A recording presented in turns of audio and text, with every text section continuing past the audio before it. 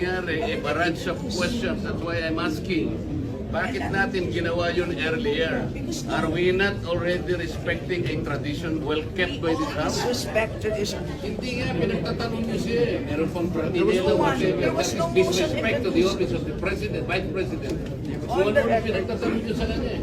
This question never happened before. That is the one I'm explaining to you.